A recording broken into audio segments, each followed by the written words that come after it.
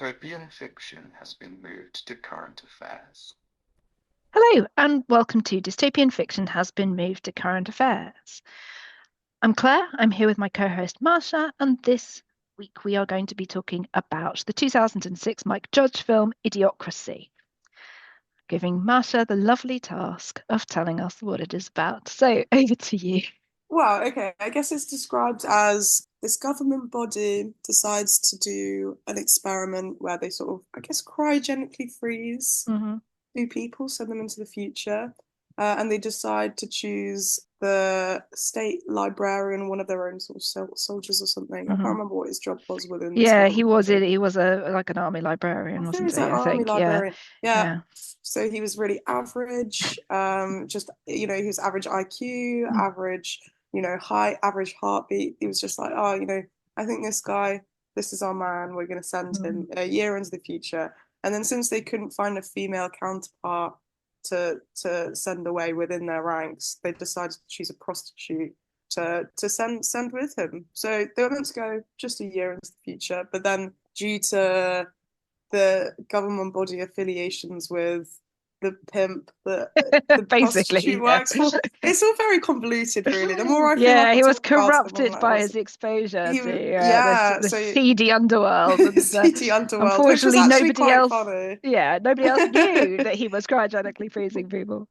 Exactly. So basically, that company gets shut down, but our two main characters end up getting sent 500 years into the future, where they're awoken to a society that is much less smart than they are. Because Mm. over 500 years' time, the human race has become less clever and less intelligent. So they are by far the most intelligent people in the world, I think it's said. And Yeah, it's that's kind of right. Yeah, it's the allegedly. shenanigans. The main character's called Joe.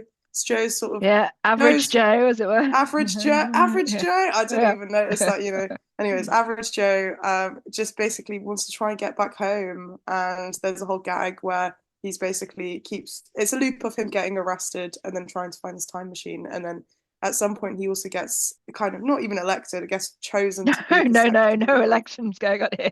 no No. elections going on. A democracy in the year 2505. None of that. He becomes the secretary of Interior. what does he become? Of Interior. That's the one.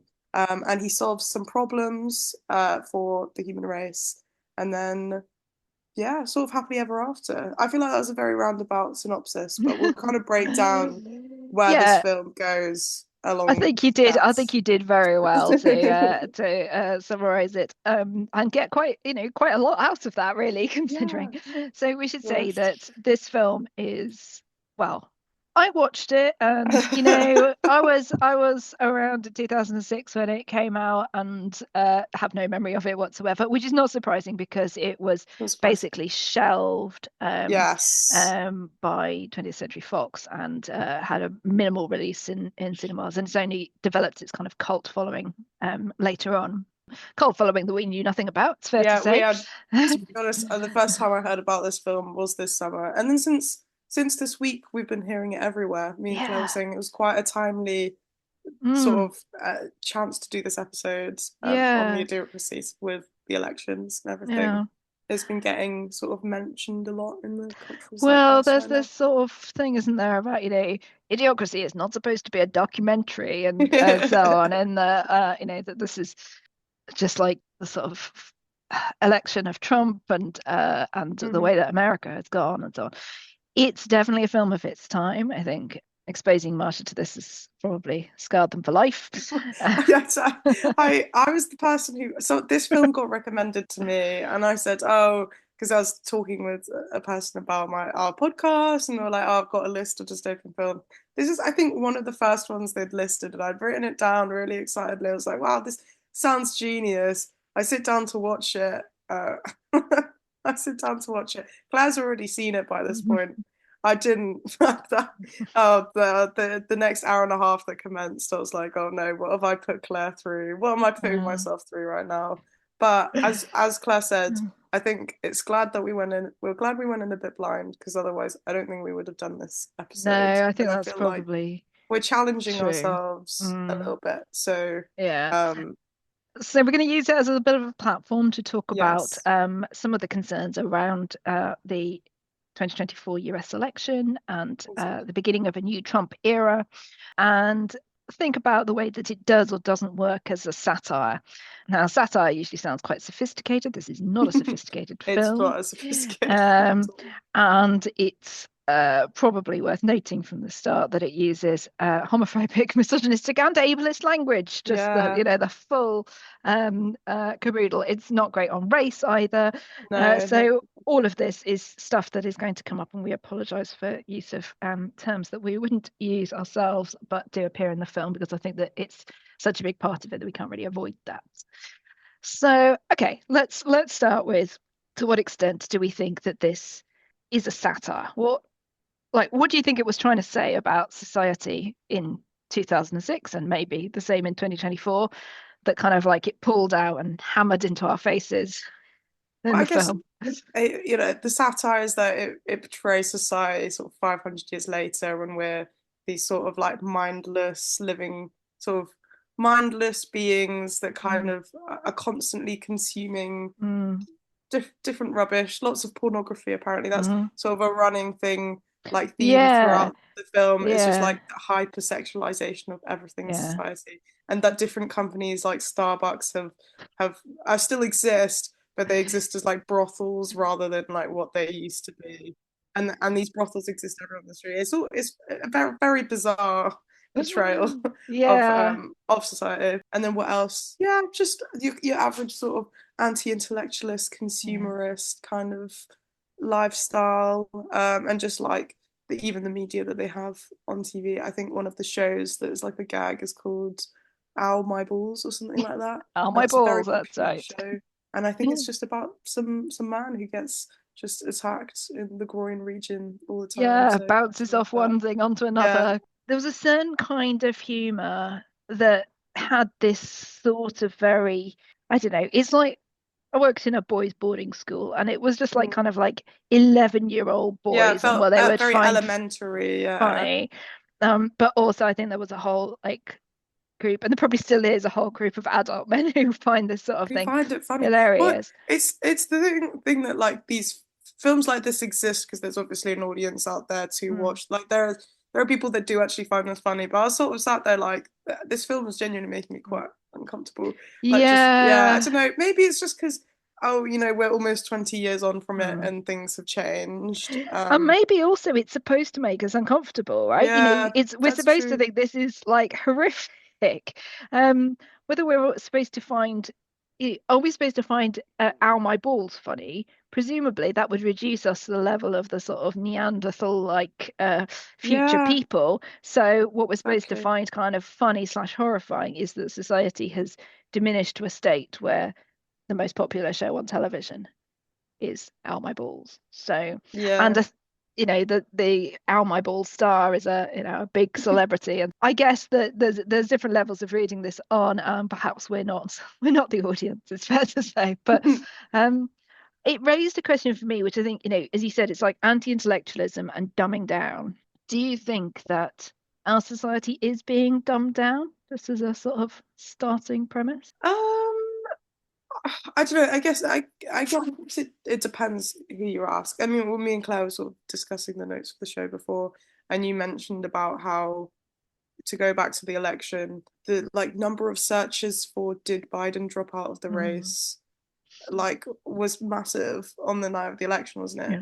yeah, Which is crazy to me that like yeah, I don't know. I mean, is that an anti-intellectualism thing, or is that just a not people not reading the news and not having an interest in like yeah, world politics? Well, I guess I mean if you're an American, you're voting on the night. Actually, yeah, yeah. that's your Like own your politics. actual To be fair, politics. maybe that is anti-intellectualist, but I there is that kind of happens. But then I feel like there's kind of almost the other side where like in the spheres that I run in, I was having a conversation with someone recently about how I think especially an issue with the left is like people I feel like over intellectualize actually completely like the whole kind of I'm not sure how to quite describe it, but in terms of like identity politics and stuff, and Hmm. especially around the conversations around gender and like people take it to some extremes, being like even small things are then suddenly a huge sort of offensive ordeals Hmm. and having I don't know kind of like in that sense kind of over intellectualizing everything and there's some debates out there I feel like are a bit, I don't know if that makes any sense. I can't think of an Yeah. example, but maybe like the whole,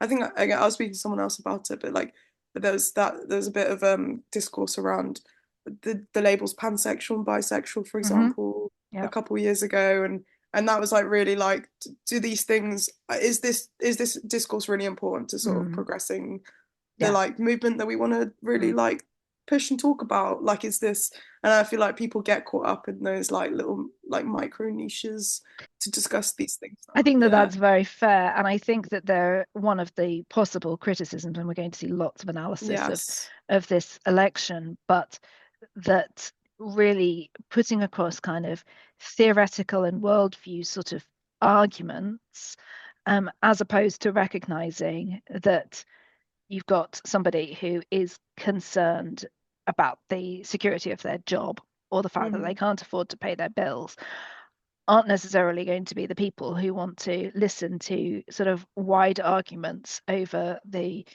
benefits or other of certain Yes. international trade issues or whatever. They want to Yeah. know, why am I not getting why can't I buy the things I want to in the supermarket? So I think that it is a fair point, and not being able to talk on the level of the voter. Yeah. Now, I would also say there's something else, which is making sure that our voters are able to listen and understand on the level of our Yes, politicians. exactly. But obviously, it goes both ways.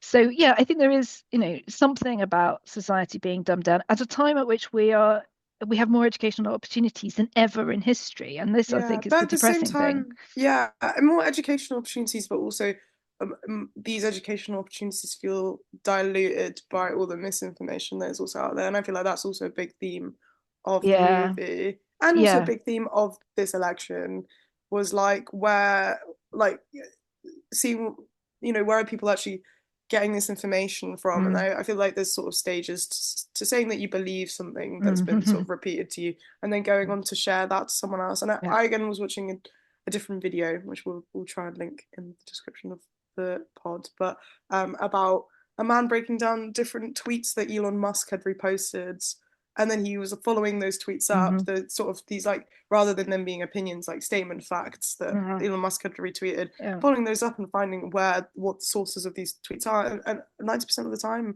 it's just completely made up, like none of Yes. it. And the Fascinating. same, I think, with fact checking Trump. There's Uh-huh. when you get to a point where somebody who is an authority figure who speaks, and therefore you expect them to speak the truth, lies with complete impunity and doesn't distinguish between lies and fact, it does raise questions about, where, like, the pressure that puts onto the listener to be able to sort of distinguish one from the other. I think is a really, really big deal. And Yeah, yeah. there's a whole thing about education there, but there's also something about responsibility in the way in which we spread information. This is sort of like demonstrated over and over again in the movie, is like Mm. how Joe and Rita, I think is the Yep. name. Joe and Rita like constantly are like lying to the people within Hmm. the future to sort of Mm. basically, yeah, manipulate and get their Yeah. way around. Like Joe literally, oh, like one of the, to be fair, one of the funny gags. There were like a couple funny gags that I had a little giggle at, but one of them was him just saying, "Oh, I've served my sentence in prison. Can I just go?" And Yeah. he'd only just got there, and they were like, Yeah. "Yeah, okay, see you Yeah. later," which was just it was pretty funny. But Mm. yeah, it's and I feel like that's kind of almost represented by what Mm. Trump does. Is like, Mm. I don't know, but no one questions it. So And I think that this comes down to something that the film really picks up on, which is this idea not only of an anti-intellectualism, but a kind of anti-establishment, and associating the establishment with expertise as well. We've talked about this before, the idea of, people being fed up with experts or whatever. yeah, And therefore these, they no longer there's no longer trust. I think, trust very widely. And yes, it does allow for, a certain degree of manipulation over characters. My favorite one for Rita is with the punter who she gets to pay for the pleasure of waiting for her, pay an yes, hourly rate, waiting for having sex with her. Um, yeah. there's, I think, a number of levels there.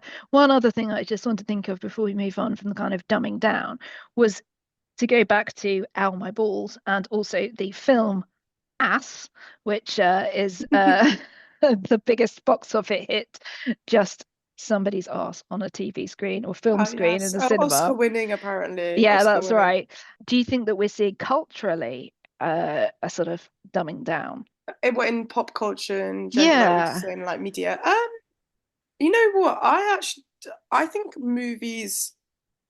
I don't know, from maybe the people that I speak to, and again, Mm, this is like anecdotal kind of mm, evidence, but I'd say it's actually the opposite. I went to go see Kinds of Kindness. We did our previous mm, episode of Poor Things by Yorgos mm. Lanthimos. I went to go see his new Yeah. film, Kinds of Kindness, which I had I Mm, think had quite a lot of mixed reception, and I mm, think Poor Things was sort of an example of like cinema that mm. was a little bit more difficult to understand. I say when it's Yeah. not really surface level, especially even the visual style and the Mm, storytelling and the like narrative and the commentary that it was mm, making. But people really loved it. I think that was kind of mm, like it was really welcomed by audiences to have mm, something where like the where the sort of makers of the film didn't think the audience were stupid and that we could make our own mm-hmm. interpretations for Yeah. ourselves.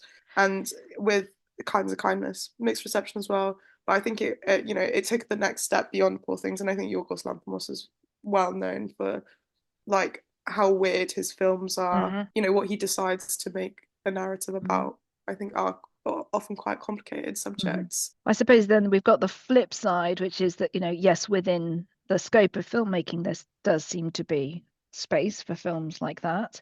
But Yeah, the safe film is always going to be either, the next in the Marvel franchise or that's true. But they're I not think the Joker 2, Marvel, well, DC. not joke too, DC. But the thing is, I think like Marvel especially like has been on the downhill, especially in the last couple of Mm, years. Like no one goes, the movies that they're producing aren't really being no, okay. successful, Yeah. especially for the amount of money that they Mm, pump into it. And I think, mm, it is clear that audiences are preferring movies that are more nuanced, and mm. especially seeing like the success of a lot superhero movies such as Spider-Man's the Spider-Verse True. Yeah. wasn't your just like run-of-the-mill kind of like Hmm. live action, Yeah. Marvel movie. We're just Mm, gonna throw in a bunch of like massive names like mm, Robert Downey Jr. and hope for the best.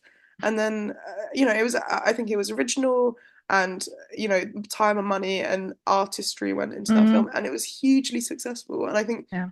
movies especially I think are different because they're a rejection of this sort of short form content that Hmm. I think that is Yeah. specifically Good point. anti-intellectualist. Yeah. Because the age of like TikTok and Mm, Instagram, you've got this onslaught of like mm. short videos, 10 to 15 seconds that seem to be endless, and this whole kind of like Yeah. scrolling doom scroll of like culture, where movies is like an hour and a half, like at most chances a minimum of an hour and a half, where you have to sit down and pay attention to one sort of Hmm. continuous storyline, and Yeah. in itself I think is kind of a rejection of that.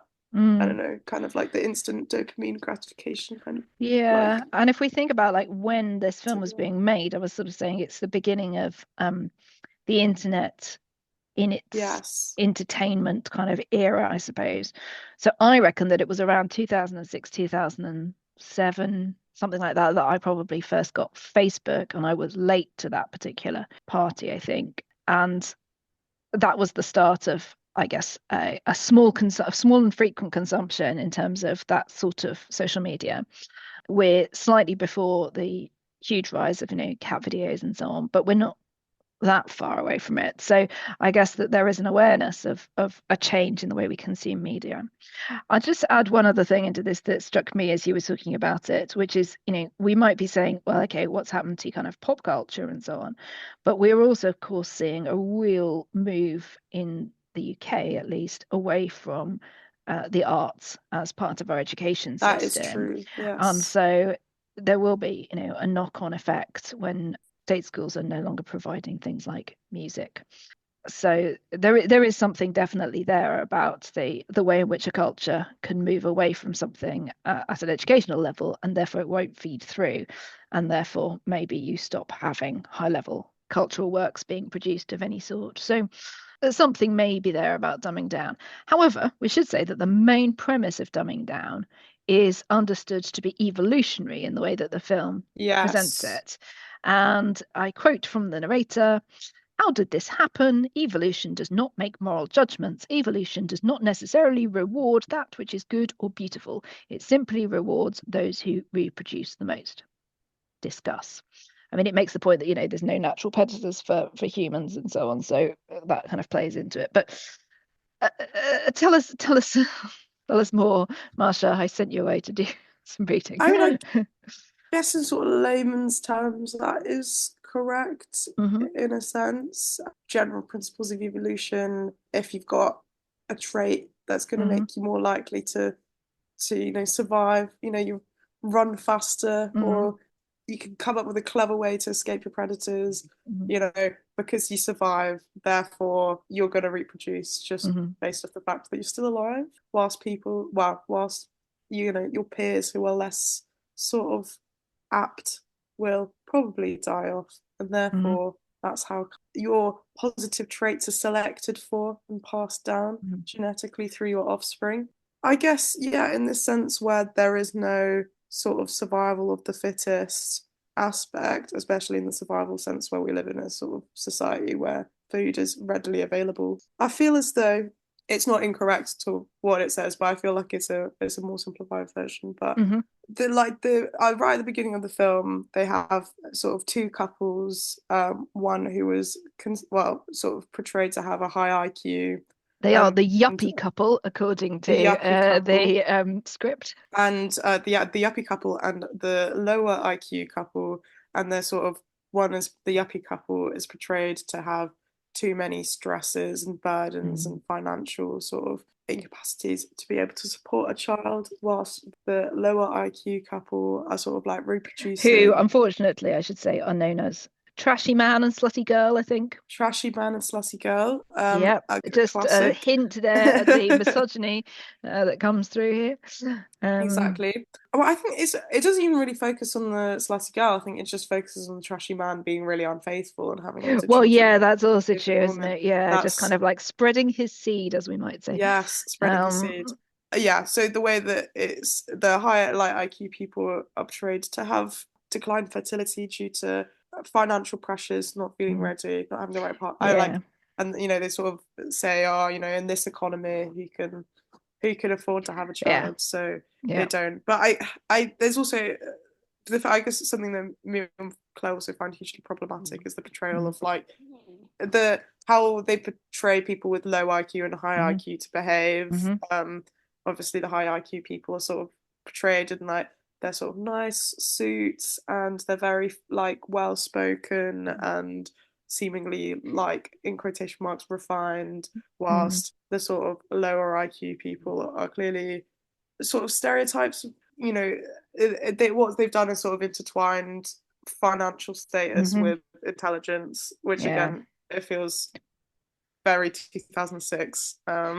I think so. I mean, I suppose it's worth saying that there is some level of critique of the yuppie couple, because they say all these very sensible things about, waiting and so on, and then ultimately they wait too long. I think they wait too long, and they have IVF, and the husband has a heart attack whilst masturbating to produce sperm for the insemination. There's a bit of a sort of tragically stupid end there as well. Yes, indeed. But yes, you're right. I think the way in which, obviously, there is a correlation between levels of education and socioeconomic groupings, but there's also a lot more than merely somebody's education ability or IQ that leads to their ability to remain in education, and it also depicts, I suppose, all these stupid / poor people in this kind of trailer trash. We don't really see them kind of working or having an ability to work, although actually in this world they do have to work and be things like judges and lawyers and doctors, which is itself really problematic. But I think the doctor was smoking a joint, which was also really funny. So I think one of the things that we raised is, although this film perhaps talks about dysgenics, the idea of kind of breeding out good traits, it is in a way therefore a eugenicist film, because it's basically saying some people are better than others and therefore should breed more, and that I think is something that is really quite sickening when you think about it in those terms. And I should also say that there is a whole kind of group or like level of right-wing thought that does basically say, there are, we are being outbred by those people, those others, those poor or non-white, or people who we don't approve of for one reason or other, or even I suppose perhaps increasingly like gay people having children and straight people not, or whatever. These start to become the things that get commented on, especially when you get people choosing not to have children. I wanted to add into this something else, which is the way in which reproductive rights are going to be hit under Trump. And obviously, this was an election on abortion to a large extent. And I think that the removal of access to abortion following the overturning of Roe v. Wade, and the fact that that is likely to get broader, and also the fact that it is probably going to lead on to limiting access to birth control, and the at least underlying kind of a suggestion of the primacy of the family, by which we mean obviously the family unit of husband, wife, and naturally born children, I would have thought, is something that I think is really, really uncomfortable. We've had JD Vance saying that women aren't women if they haven't had children, implying that Kamala Harris's children are not real because they're stepchildren, so it doesn't count. And obviously removing basic aspects of healthcare, including not be able to perform abortions, not only in cases of horrible situations like rape and incest, but basically in times when the mother's life is at risk, and ectopic pregnancies and things like that, because doctors live in so much fear that they might be prosecuted. So I just wondered what we thought that might do to, yes, not necessarily the population, because I'm not expecting you to extrapolate that model statistically on the spot, but off the top of my head, just in terms of kind of like, the whole thing about kind of like childbirth and birth rates and things like that. Is it likely to increase it, or is it actually likely to cause more problems? I think it will cause more problems, and partially it's obviously if there's lack to sort of as like safe access to medical abortions for whatever reasons you might need them. I mean, I think it would cause further issues, sort of driving down fertility. And one of the ways that this is sort of interesting, where sort of as a result of like oppression of women and women's controls of their body, control over their body, is the 4B movement in South Korea, which is this sort of radical feminist movement that came off Twitter in about 2019, I think. And it's the idea that women are sort of deciding to completely reject any like interaction with men. So, that's almost like a choice, like an extreme sort of by choice movement to not have children, but like by completely rejecting any like interaction with heterosexual men as a form of protest. And I think this is this 4B movement, especially in South Korea, has driven down the birth rate, and South Korea has the lowest birth rate in the world, in fact. Interesting. With in 2023 it being just 0.7.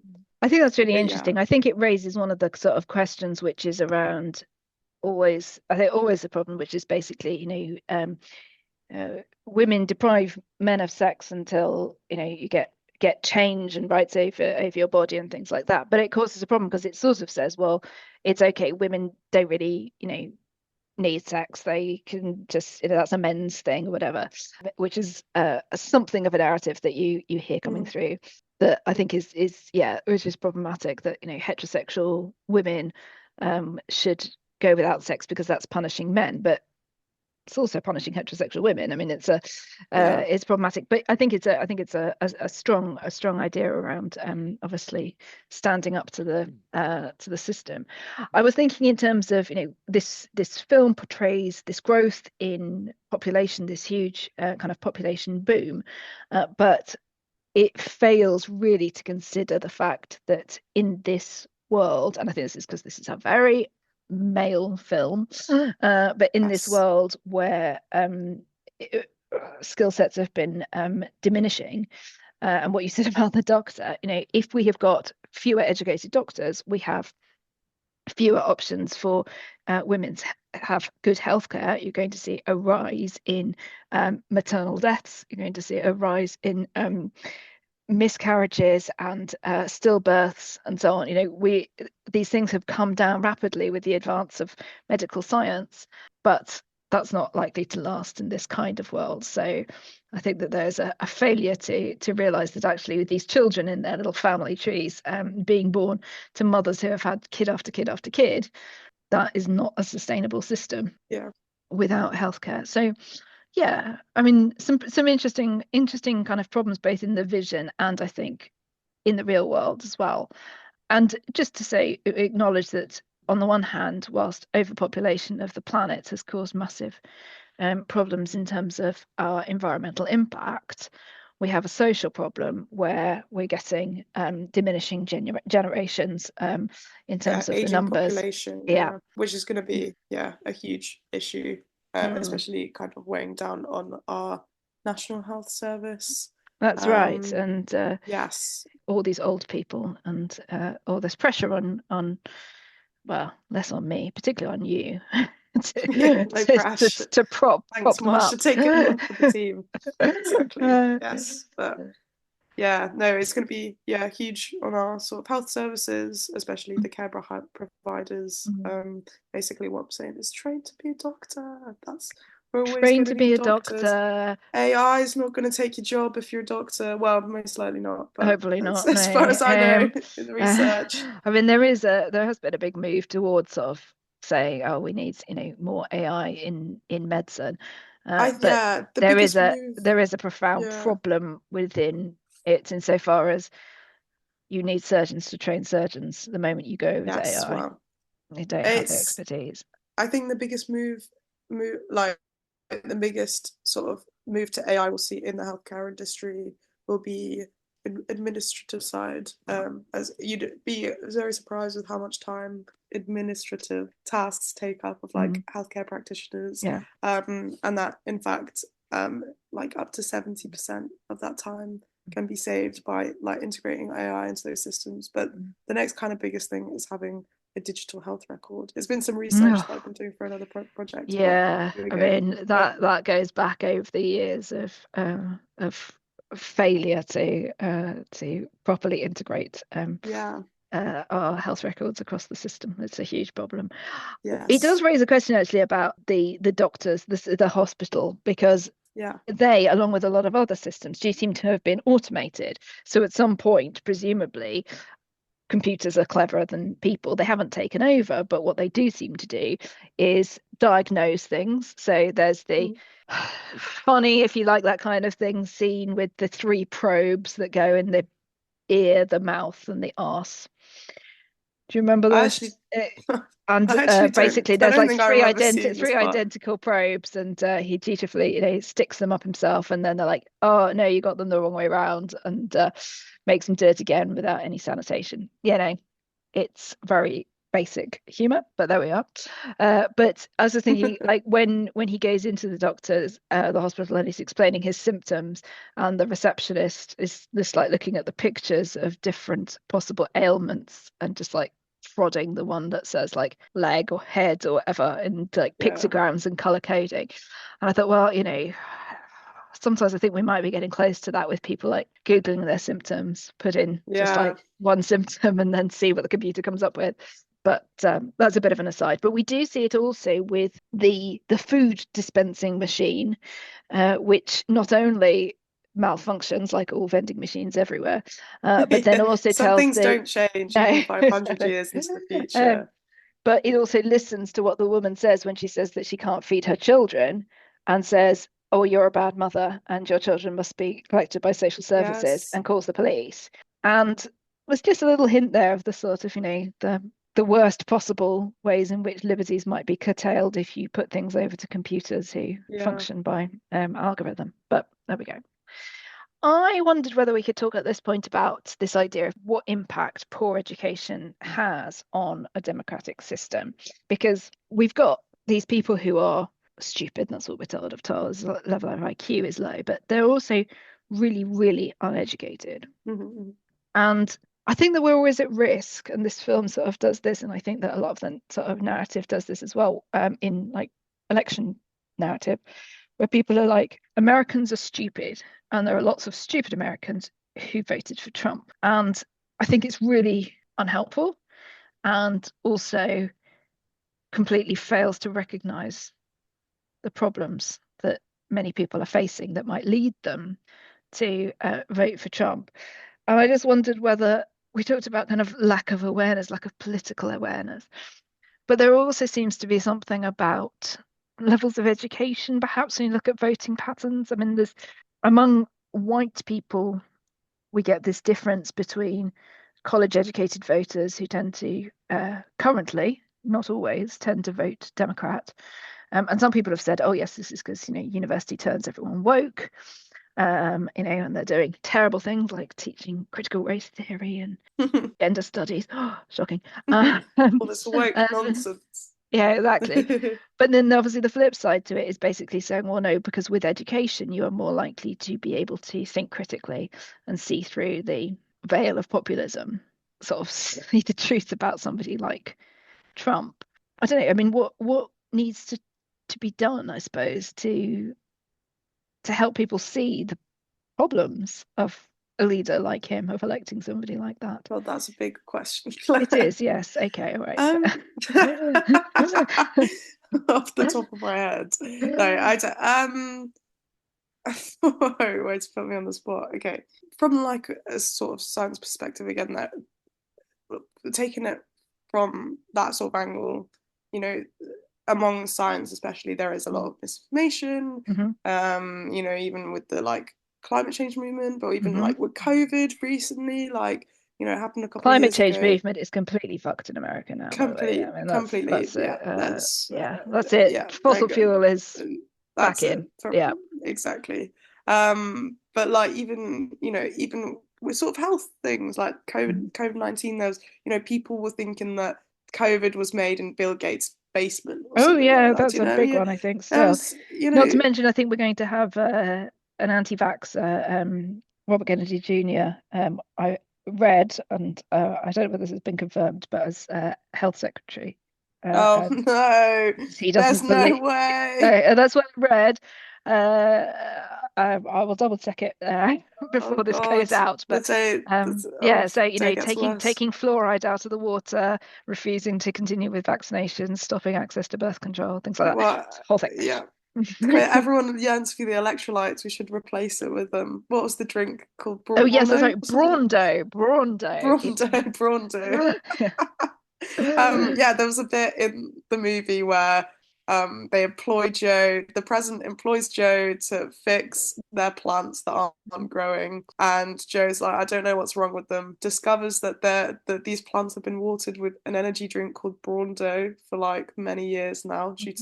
Due to Brawndo thinking, having complete control, basically. Having complete control as a corporation, increasing their profits and customer base. But anyways, obviously the plants don't grow, so Joe's like, let's water them with water. But it's really funny, this scene where they're at the sort of in the White House around this table, and all the other sort of employees are using this like circular reasoning about the plants yearning for electrolytes, and the electrolytes are needed by the plants, or something like what plants crave. It's what plants crave. So that was actually quite a really funny thing. But yeah, again, it was a kind of another example of like this like scientific misunderstanding, because electrolytes are like different sort of salts, minerals important in the soil. I'm not a plant scientist, but you heard it here first.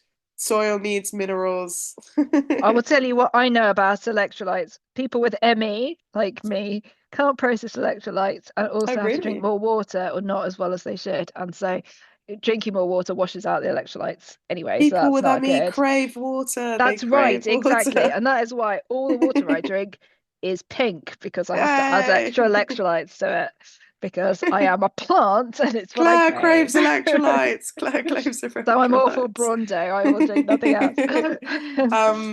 but yeah, there's like a huge part of science, like this, within the science community, a huge field is science communications and working about how to communicate things to the public in a way that that is, you communicate these sort of complex scientific processes and thoughts and theories to the public in a way that they will understand, but it's also factually correct. I think that's like one of the biggest challenges of science, and I think this is also something that the government should hugely focus on, and in explaining. Yeah, I think there's a whole part of where Joe's like, I don't understand how the economy works. I don't know anything about this. I don't know how plants grow.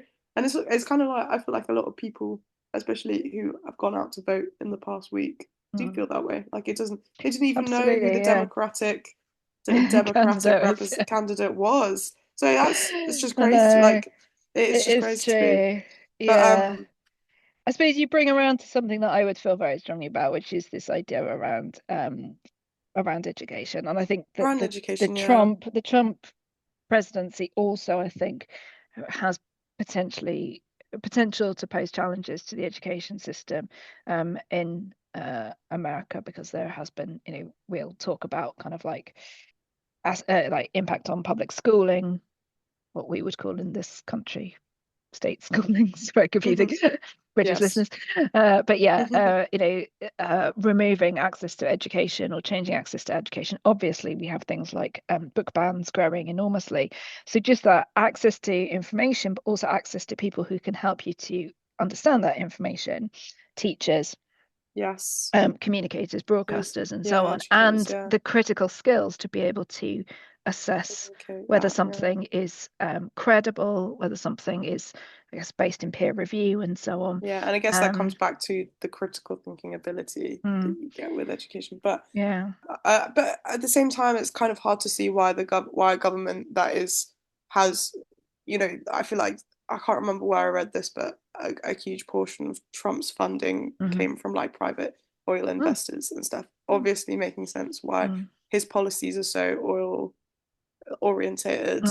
But why would the government invest in educating people about the truth about like fossil fuels and climate change? Like that's not beneficial to them. I guess that is, it raises a sort of another problem, which is obviously we talked about sort of the idea of the way in which Braundo seems to have this monopoly. We discover that they're the principal employer, so when they start putting water on the crops, people start losing their jobs, and big failure in the economy from that perspective. But we also have other dominant companies mentioned, obviously Starbucks, which we already come with. I think that Fox News is now the only news site, so the idea of reduction of a free press, which is integral to stopping misinformation for the same sorts of reasons. And in some ways, in fact, one of the sort of positive things in terms of all of this stuff that came out comparing the Trump situation to this film was the fact that, what's his name, President Camacho does actually recognize that having somebody intelligent to fix the problems could actually be a good idea. And yes, okay, they expect like immediate results and they don't trust Joe, and they try to, inverted commas, rehabilitate him by squashing him with a monster truck. But overall, there is some recognition there that it might be useful to have somebody who knows something, that intelligence might be a good thing, which in this anti-intellectual kind of culture, on the one hand, this is a man who gets constantly called a fag or faggy because he talks in actual English, or American English.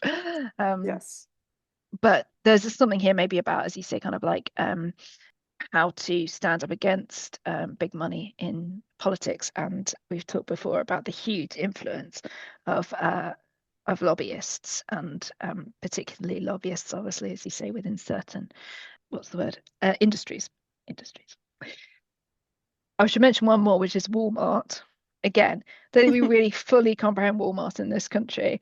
But even if we take, our biggest supermarkets and they like turn it into like a city, it's like a Walmart city. Again, no oversight, and so these things are allowed to arise. Let's talk a little bit about President Camacho then. You made some interesting points about him. So apart from the fact that he does at least think that having Joe in his cabinet might be a good idea. Yeah, that's Um, true. what else did you think about the sort of presentation? Yeah, I think this kind of goes back to what I was saying about how the movie portrays people of a lower intelligence, and I say Mm-hmm. this in quotation marks, of a lower intelligence, I think was especially intertwined with sort of socioeconomic status, Mm-hmm. like especially using like stereotypes of people who are poorer in different societies, especially sort of like your average like American working class person. I feel like in the South, I feel like there's that kind of like right at the beginning with the yappy couple and the trashy man. I think there was that kind of, I don't know. Yeah, I think there was that kind of stereotyping, but also President Camacho, I feel like is also a huge kind of racial stereotype Mm-hmm. of, yeah, I mean in 2006 I can imagine, you know, that wasn't that uncommon, but yeah, President Camacho is played by Terry Crews, but his whole cabinet has this kind of like, they all wear these like huge pendants, for like each secretary wears these huge sort of pendants, and I feel like that's like it's like a Yeah. part of like black kind of rap Mm-hmm. culture, kind of like hip hop culture. I Yeah. think that sort of fashion style, and they're obviously sort of painted as like with like a lower IQ, and I think there's that kind of like racial Yeah. stereotyping, which I think isn't. Yeah, it's I what think I think I was noticing quite a lot in Yeah, I sort of think that it's a really valid point. I mean, he yeah, obviously also fulfills this kind of idea of a celebrity, and I guess that yes, this idea of kind of black celebrity largely being associated with rap culture in the yeah, 2000s. But he is actually, in his particular case, both a wrestler and a porn star, which obviously pulls up on ideas of kind of wrestling as a very performative and not a serious sport kind of uh, way in which it's presented. And obviously a porn star, we go back to this hugely kind of sexualized, commodified view of yeah, sex. There were a few other things, which again, is this a racial stereotype? Possibly for its time. He shoots a gun to get the attention of the people at the beginning of his speech, fires a gun into the oh air. yeah, And on the one hand, that made me think, well, this isn't this kind of like, January 6th and so on. It makes us think, the yeah, roles of violence in political discourse and so on. But also possibly that was also a kind of a racial stereotype as well, hmm, referring to gang culture and so on. But he's obviously also, he's a celebrity. We get the impression that there's no electoral system because certainly, he obviously appoints Joe as his vice president. hmm, So that seems to, and before that as Minister of the Interior. So, there's a sort of seems to be just a putting people into power, but also, I guess, something of a lack of engagement with politics, other than in the sense that we wanted to do things for us, yeah, rather than recognizing they need to be part of it. But it did make me think about, I was talking to somebody who I haven't got many Trump supporting people I can talk to, but I do know somebody who was pleased about Trump winning. And it was I always liked Trump from his apprentice days. hmm, So treating him as a former celebrity yeah, rather than as a current politician. hmm, So that idea of kind of, performative presentation of self and so on, rather than, yeah, um, and if you're a bit boring, or you're a bit sort of, good at the job but not necessarily a public kind of face, you're not going to get a job like being president. Okay, so we've talked about quite a lot of this stuff.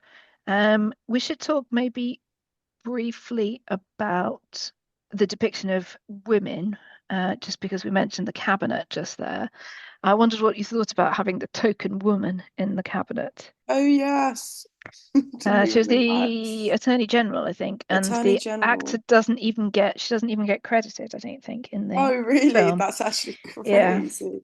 Yeah, I mean, there's the classic token woman. Mhm. I think you catch her in the background, sort of making googly eyes with Mm. Joe's friend, who I can't remember the name of. Diz, I think is Diz, it? Diz, Diz. who Joe, Yeah. Joe crashes into Diz's apartment when he Yeah. gets revived from Yeah. the cryogenic pod it's definitely as we said, a male orientated movie for men. No women. They're all No, I obviously mean sluts all and the whores, so. all the sort of sexual stuff is really homophobic, but it's also really like men as kind of sex obsessed and Yeah. it's very vulgar. And Joe picks up on this like when he wants to try and like explain what he's going to do or whatever, and it's just like, oh no, we're going to go and have sex, and like, oh right, we get it now. Yeah, But well, like, yeah, I just like the other scene was when Rita, the prostitute, was trying to like, I don't know, she was trying to get someone to leave a room, and she was like, oh my God, they really need you out there. They really need you out there. The guy like stares blankly at her, and she was like, oh, there's a bunch of prostitutes in the corridor, and he like gets up and runs out. Yeah. I mean, I like those, like, obviously, no, you know, well, women aren't prostitutes and shouldn't be sex symbols, but there were times where like the guy, I think in that there were times where I was like, okay, this movie is ridiculous, and I can't tell whether how much of it is satire, how much of it is like just, you know. But there were that bit specifically with Rita being like, "There's whores in the corridor." Yeah, exactly. Especially as there's this very constant thing, funny. isn't there, about like I don't know how you talk about women, but we don't call them whores. And they're like, no, literally, they are whores. Or like, we don't call them whores, let's call them chicks. Or Let's yeah. call them But chicks. the reason I raise this is simply because if we're Yes. talking about this in the light of the recent election, I think we've had a hugely damaging blow to the likelihood of having a woman president. You know, we could have Yes. said about Hillary Clinton that there were lots of other reasons that she didn't get elected other than just basic sexism. Yeah. With Kamala Harris, again, possibly true, although it does look like her gender played a really big part. And the worst thing is, I don't think we are now likely to see another woman candidate fielded by the Democratic Party anytime in the next anytime decade, soon. because it's too much of a risk There's just no following. success. Yeah.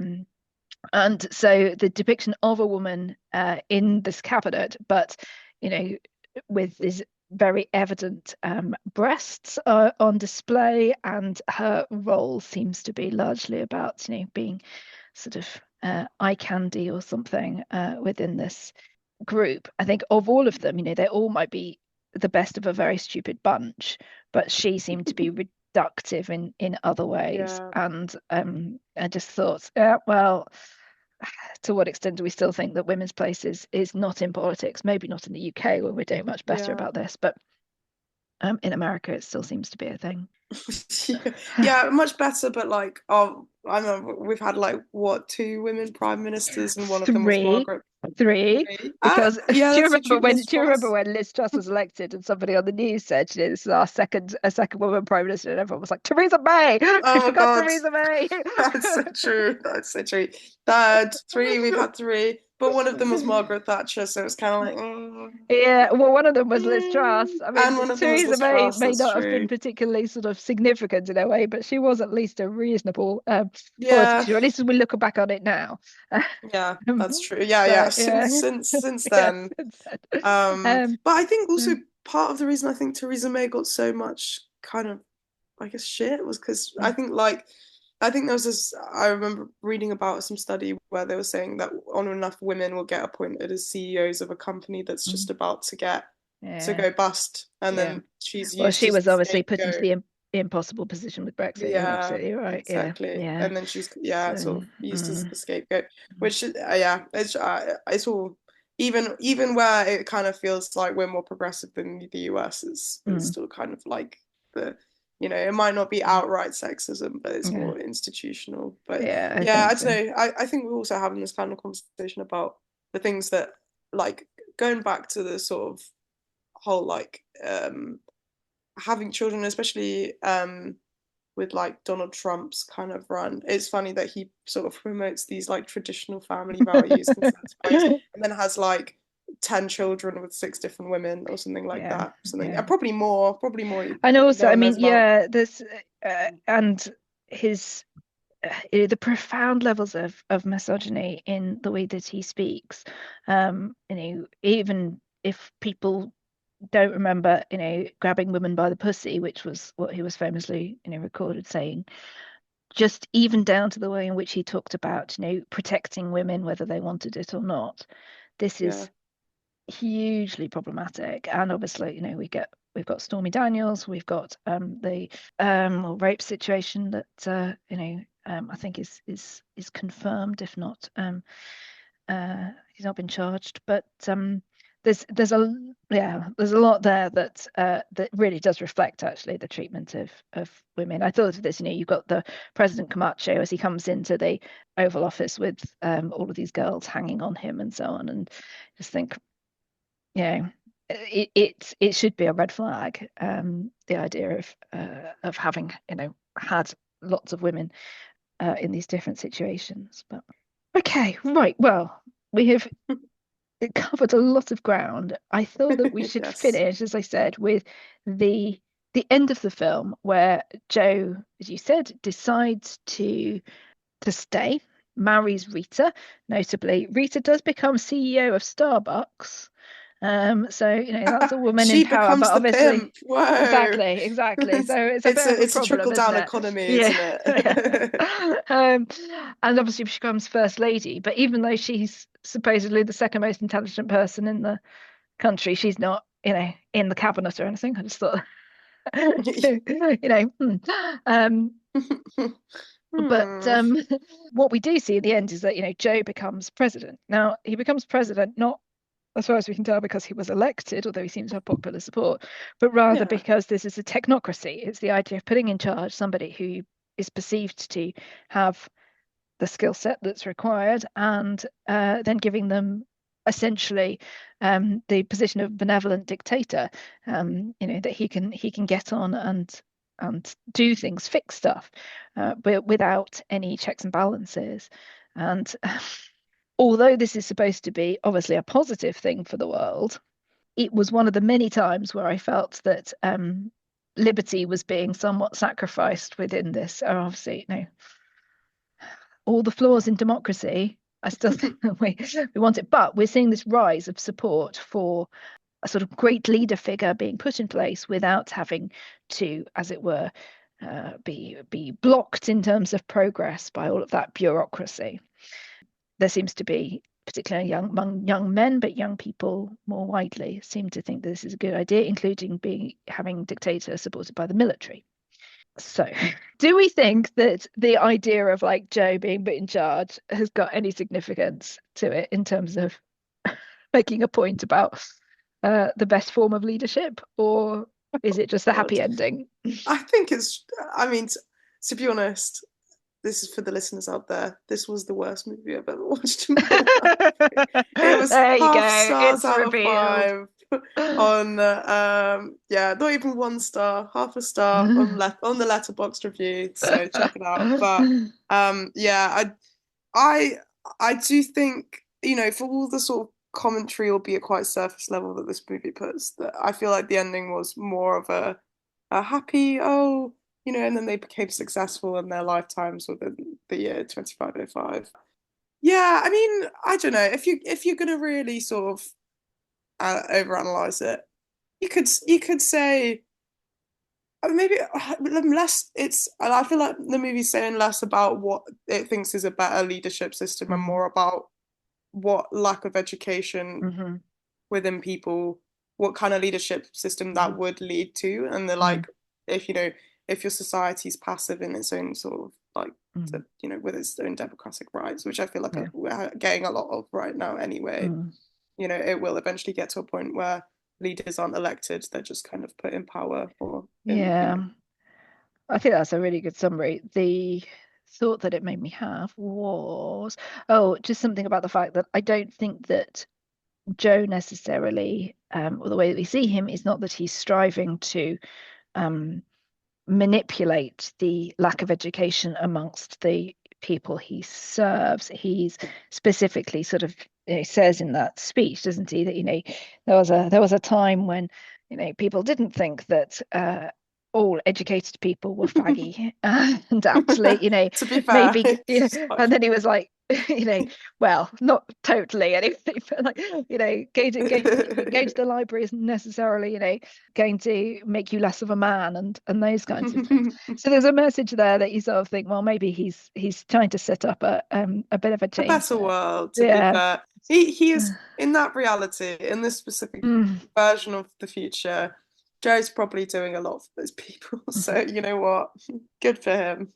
I support the dictatorship, to be honest. I thought we could finish with a quote from one of the articles I read on this. This was a guy called Jack Nicastro, and he has a Substack called The Inquisitive Individualist.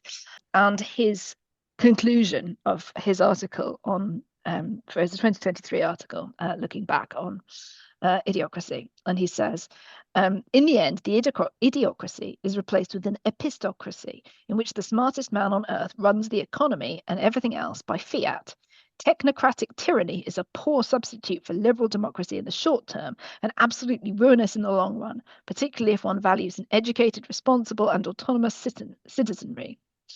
He does go on to say, I don't mean to sound too curmudgeonly, and it's not altogether kind of against the film, but I think that it was, the most serious way of looking at this is basically to say, no, hang on, this is actually really not a good way to run your country.